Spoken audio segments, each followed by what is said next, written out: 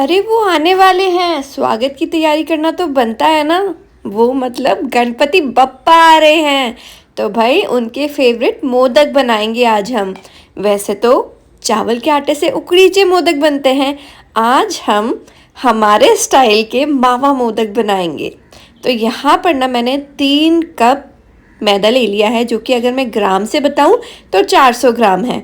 और इसमें मैंने 120 ग्राम घी डाला है, जो कि अगेन मैं कप से बताऊं तो हाफ कप मेल्टेड घी है। बस घी को अच्छी तरीके से हम मैदे में मिक्स करेंगे। मोयन का अच्छी तरीके से लगना बहुत ज़रूरी होता है, अगर आपको चाहिए कि आपके मोदक बिना फटे बिना क्रैक हुए अच्छी तरीके से बन जाएं। तो देखिए अच्छी तरीके से दोनों हथेलियों के बीच में आपको मैदे और घी को रब करना है। उसके बाद हम इसका एक कड़क आटा लगाकर तैयार करेंगे। गीला नहीं रखेंगे, गीला रखेंगे ना तो उतना क्रिस्पनेस नहीं आएगा।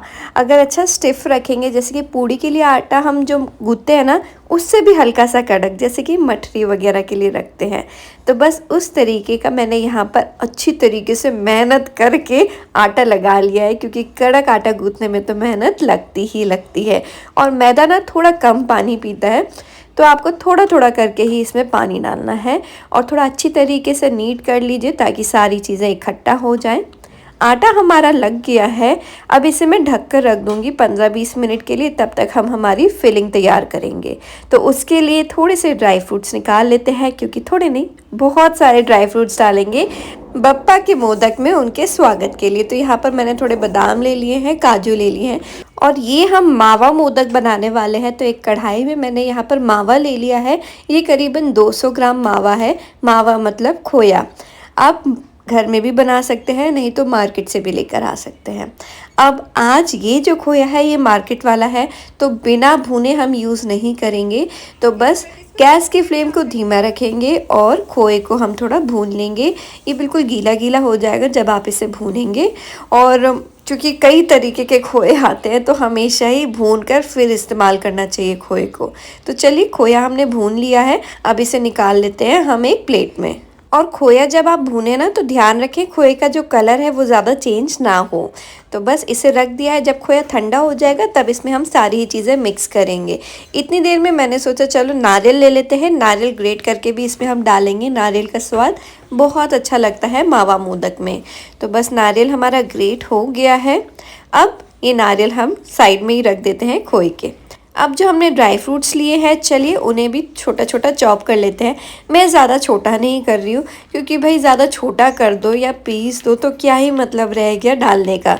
जब तक ड्राई फ्रूट्स का क्रंच ना आए तब तक ड्राई फ्रूट्स का कोई मतलब नहीं रहता। ड्राई फ्रूट्स बेसिकली इसीलिए तो डाले जाते हैं ताकि वो क्रंच आए और मज़ेदार फिर आपको उसका फीलिंग आए। जब तक टेक्सचर नहीं आएगा किसी भी चीज़ में तब तक मज़ेदार नहीं लगती ना चीज़ें। तो थोड़ा बड़ा बड़ा पीसेस मैंने यहाँ पर ड्राई फ्रूट्स का चॉप कर लिया है। अब इसमें हमें डालना है चीनी।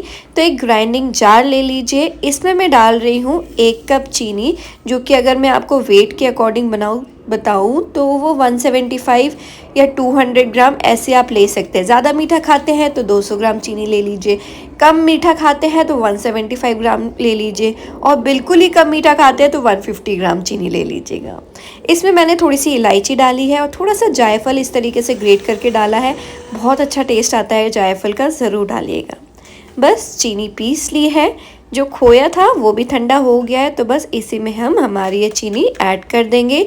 साथ में गए यहाँ पर ड्राई फ्रूट्स ढेर सारे, और इसे हम मिक्स करेंगे।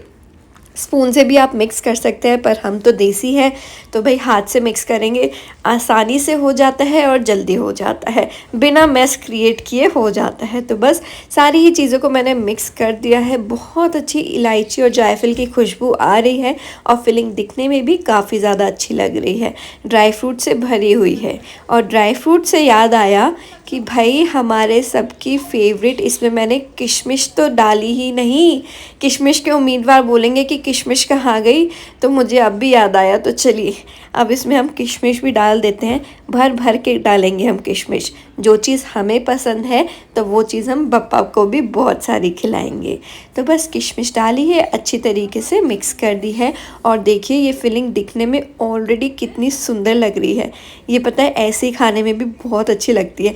जब हम छोटे थे ना, मम्मा बनाती थी तो हम तो इस थोड़ा थोड़ा चोरी करके खा लेते थे इसमें से तो वो बचपन की यादें हैं जो कि हमेशा साथ में रहेंगी और हमेशा ही जब भी याद आएंगी ना, चेहरे पर एक मुस्कान ज़रूर लेकर आएंगी। चलिए सारी तैयारी हो गई है, अब बस मोदक को शेप देना बाकी है। तो बस जो हमने मैदा गूँथा था वो ले लिया है, एक बारी वापस से गूँथ लेंगे, फिर उसके छोटे छोटे पेड़े तोड़ लेंगे हम। अब इन्हें हमें बेल लेना है। जैसे छोटी पूड़ी आप बेलते हैं ना, उस साइज़ का आपको यहाँ पर पूड़ी जैसा इसे बेल लेना है। ज़्यादा बड़ा भी नहीं रखना है और बिल्कुल छोटा सा भी नहीं, डिसेंट साइज़ का मोदक हम बनाएंगे क्योंकि इसके अंदर अच्छी खासी फिलिंग होती है ना। तो अगर बड़ा साइज़ का भी ये मोदक होगा तो खाने में बहुत टेस्टी लगता है। अगर आप लोगों को गुजिया खाना पसंद है, जो कि अक्सर हम लोग होली के त्यौहार पे बनाते हैं, तो आपको ये मोदक बहुत ज़्यादा पसंद आने वाले हैं।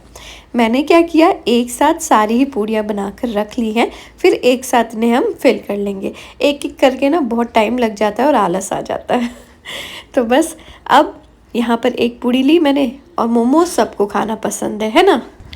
तो मोमोज़ को जैसे शेप देते हैं बिल्कुल वैसे ही आपको इन मोदक को भी शेप देना है। और ऊपर जितनी भी चीज़ें इकट्ठा होंगी सबको और इकट्ठा करके एक नोक जैसा शेप दे देंगे। देखिए ये पोटली जैसी बन गई है ना। और आपको पता है गणपति बप्पा को मोदक क्यों अर्पण किए जाते हैं?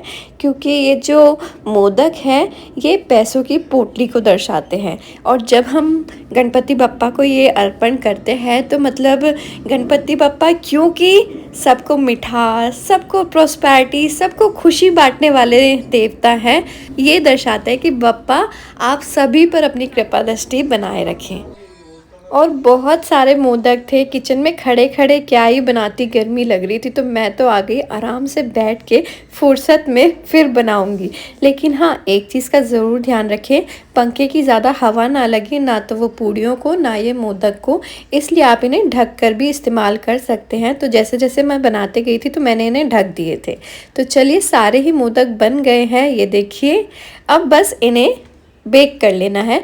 आज मैं ना इन्हें एयर फ्रायर में बेक करने वाली हूँ। आप इन्हें डीप फ्राई भी कर सकते हैं, लेकिन डीप फ्राई करते टाइम ज़रूर ध्यान रखिएगा जो आपने पोटली बांधी है ना ऊपर से, वो अच्छी कड़क होनी चाहिए और बिल्कुल खुलनी नहीं चाहिए। तो आप क्या कर सकते हैं, थोड़ा सा पानी लेकर भी सारी चीज़ों को इकट्ठा कर सकते हैं। क्योंकि मैं एयर फ्रायर में इन्हें बेक करने वाली हूँ तो ऊपर से मैंने थोड़ा सा घी और लगा दिया है ताकि आपको ये खाने में ना ड्राइनेस वाली फीलिंग ना आए। आप चाहें तो ज़रूर से इन्हें घी या तेल में डीप फ्राई कर सकते हैं। बीच में एक आध बारी और ऊपर से थोड़ा सा घी आप इसमें लगा दीजिएगा और वापस से बेक कर लीजिएगा। बेक इन्हें हमें 200 डिग्री सेंटीग्रेड में 15 मिनट के लिए करना है। और ये हमारे जो मोदक हैं ये बनकर बिल्कुल तैयार हैं। ऊपर से क्योंकि ये मुझे बेक करने थे, मतलब एयर फ्राई करने थे, तो मैंने उतने अच्छे तरीके से सील नहीं किए थे, तो थोड़ी सी ऊपर से ना पोटली खुल गई। और जिनकी पोटली खुली है ना, तो अंदर क्योंकि चीनी है, चीनी कैरमलाइज हुई है, मेल्ट हुई है, तो वो ऊज आउट होने लगी है। तो इस तरीके से आपको थोड़ा सा डार्क कलर दिख रहा है।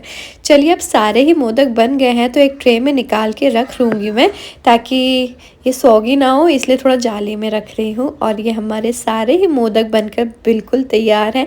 कैसे लग रहे हैं ज़रूर बताइएगा। बहुत सारे मोदक बनाए हैं गणपति बप्पा को प्रसाद में चढ़ाने के लिए, तो बस उनके आने का इंतज़ार है। एक तोड़ के दिखाती हूँ आपको। देखिए अंदर कितनी अच्छी तरीके से फिलिंग भरी हुई है और मैदा भी अच्छी तरीके से पक गया है। अब बस इसे स्टोर करके रखेंगे और इंतज़ार करेंगे बप्पा के आगमन का। आई होप आपको रेसिपी अच्छी लगी होगी, और अगर आपको अच्छी लगी है तो प्लीज़ ट्राई ज़रूर कीजिएगा।